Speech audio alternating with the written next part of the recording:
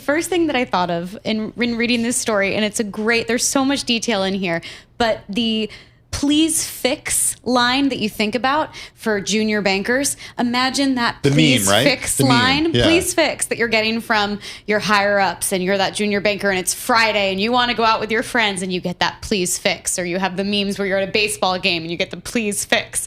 That please fix may be sent to an AI bot. But what I found so fascinating about the reporting in this story was that the training is all about how the humans right now are teaching the bots what they've learned. And it, to me, signals that there's something about this industry that can't be just explained or plugged into and automated in a way that the fact that you have to run these models and teach the bot how to format an Excel, it takes time and it shows a level of precision that perhaps investment banking does have, that it's unique to the industry, that might differ from another outside of finance, where it's easy to just have a bot do your everyday tasks. It's not just about data sets, right? And then like digitizing them and figuring it out. There's a lot more to it, Sri. Talk to us about this, because I feel like AI has been on Wall Street, right, for a long time, right, in terms of models and so on and so forth. But this feels like it could take the impact of AI on the financial community to a whole other level. It certainly has the potential, because it's looking to address a challenge that has bedeviled the industry for the longest time. If you go back just 4 years, 2021, peak of that investment banking boom, bankers were making money hand over fist. And yet what came out of that were these constant reports of junior bankers absolutely fed up, at the end of their rope, tired, and saying they can't do this anymore, because many of them were putting in 120 hours a week, and they felt that was just not sustainable. Some of that noise went away in 22, 23, even parts of 24, because deal making died. When there are not that many live deals, you couldn't possibly complain about having to work 100-hour weeks. But the problem has been, they say they're putting in that many hours because there is a lot of grunt work involved. Mm-hmm. What does a junior banker do? What do analysts and associates do?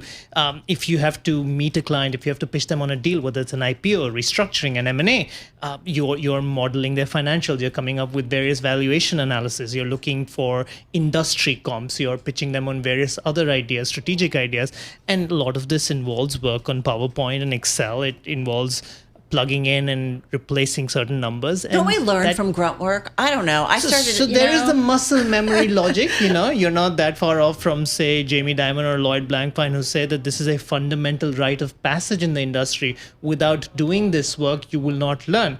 However, technology over the years, over the decades, has changed the work that we do. Mm-hmm. So the other side of this argument could well be, you may not be doing some of that boring Excel and PowerPoint work, but that could force you to do more strategic and analytical work, perhaps get more client face time, which will also help with your growth in the industry. But aren't the banks working on this technology already for themselves? Like OpenAI doing this, I think, is really notable. Jamie Dimon, just a couple of weeks ago, I think it was an interview with Bloomberg where he talked about the $2 billion investment that the bank has made in AI. Yes. They've saved about $2 billion.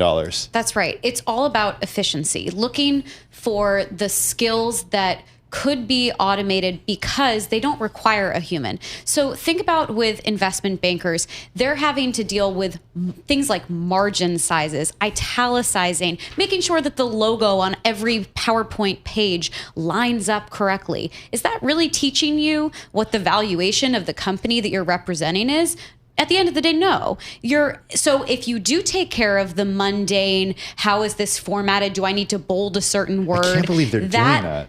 It takes time, and those are the kind of please fix comments, which I always find ironic, because if you're actually taking the time as a senior person at a bank to point out, hey, can you bold this or change the spelling on this word? It takes them 2 seconds to change that. However, you do learn by pointing out to the junior bankers the types of errors that they're making. So there's always a flip side to these arguments, but it seems as if taking away the tasks that aren't really going to show you how to be a better banker or how to think about an industry or an analysis that's behind the Excel spreadsheet. I do think that if you completely automate Excel, that also there's an argument that it could introduce risks, because let's say there's one number that's slightly off without a human that went through it. Yeah. Now, you're obviously introducing human error if the human has done the entire thing. No, we never make mistakes. You never, right?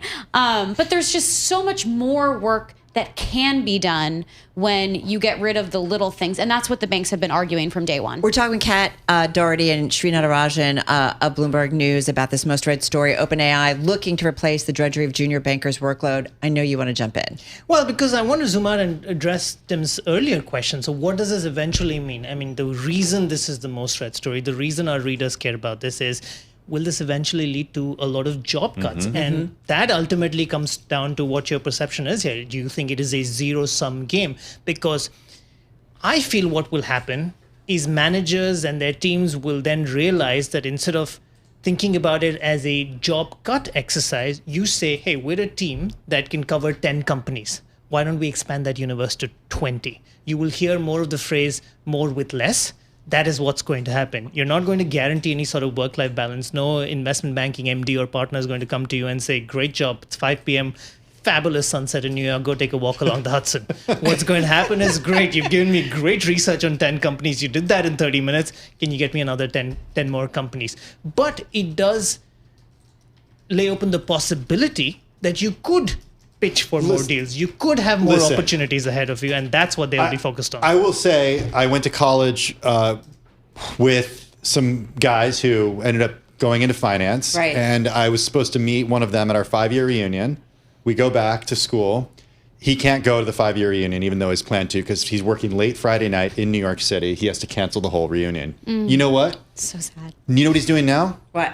He's an MD, and he makes a great living doing that. He put in the 80 hours a week. Wow. And now he's a managing director. Oh, okay. So that's what it takes. I always love when Tim talks about his college reunions, always reminiscing about the 1980s. That was the last, that's funny.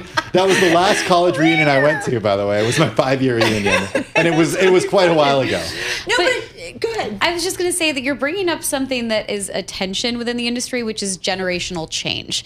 When we were reporting out various tensions that were happening, and during the pandemic, when junior bankers were putting together, there was the Goldman slide deck that was calling out the conditions that they were working under. And then you had the older generation saying, we went through this, stop complaining.